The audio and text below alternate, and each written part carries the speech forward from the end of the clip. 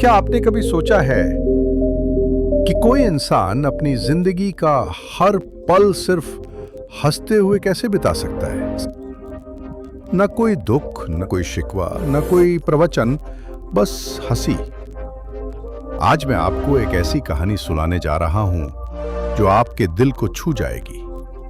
ये कहानी है 3 साधुओं की, जिन्हें लोग कहते थे 3 लाफिंग मंक्स, 3 हंसते साधु। ये कहानी आपकी सोच बदल सकती है, आपके जीवन की दिशा बदल सकती है। कई 100 साल पहले की बात है। चीन के उत्तर हिस्से में एक छोटा सा गांव था, शांति से भरा हुआ, लेकिन दिलों में दुख और परेशानी भी बहुत थी।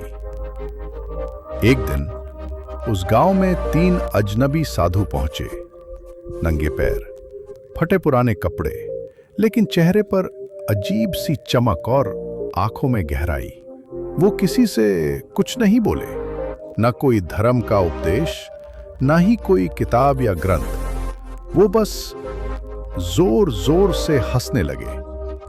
गांव वाले हैरान थे, ये कौन लोग हैं, पागल हैं क्या? वो बाजार में खड़े हो जाते, मंदिर के बाहर, खेतों में, और बस हंसते रहते।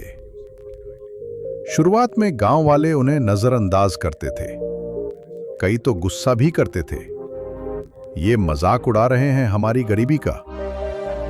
पर धीरे धीरे कुछ बदलने लगा। जहां वो खड़े होकर हंसते थे, वहां का माहौल हल्का लगने लगता था।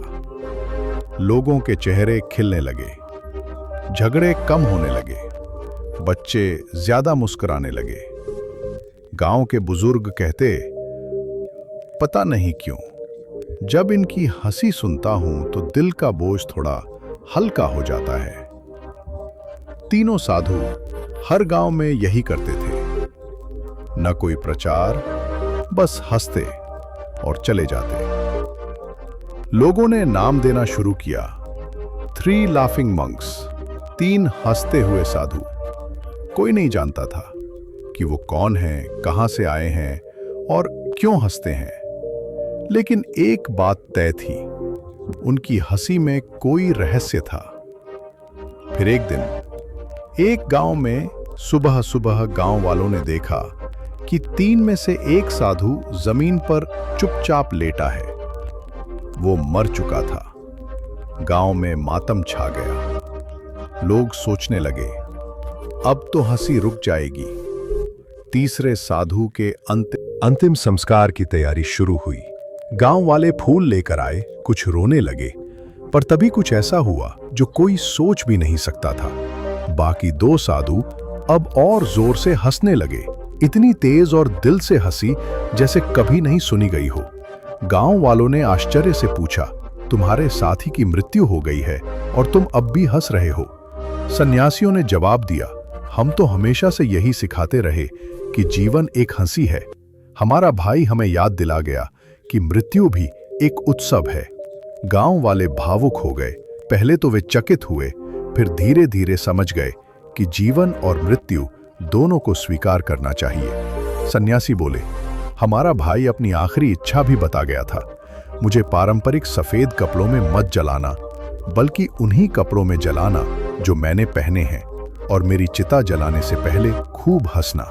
गांव वालों ने वैसा ही किया। उस दिन उन्होंने पहली बार मृत्यु में रोने के बजाय हंसकर विदाई दी। उनकी इस बात ने सबको झकझोर दिया। तब गांव वालों को पहली बार समझ आया कि हंसी सिर्फ खुशी नहीं होती। हंसी वो ताकत है जो दुख, तकलीफ और यहां तक कि मौत को भी छोटा बना देती है। हंसी एक विद्रोह है उस दुनिया के खिलाफ जो सिर्फ चिंता, डर और भाग दौड़ से भरी है। 3 हंसते साधु ने हमें क्या सिखाया? खुश रहना कोई परिस्थिति पर निर्भर नहीं करता, ये आपकी सोच पर निर्भर करता है। आपका शरीर खत्म हो सकता है, लेकिन आपकी हंसी हमेशा जिंदा रह सकती है। मौन में सबसे गहरी बातें कही जा सकती हैं, और हंसी सबसे सच्चा मौन है। दोस्तों, अगर ये कहानी आपको अंदर से हिला गई है, तो खुद से एक सवाल पूछिए, क्या मैं मुस्कुराना भूल चुका हूं?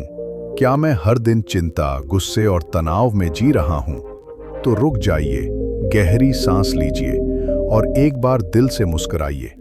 शायद आप भी किसी के लिए चौथे हंसते साधु बन जाएं। अगर ये कहानी आपको पसंद आई तो इसे लाइक जरूर करें, कमेंट करें। मैं भी एक हंसता साधु बनना चाहता हूं।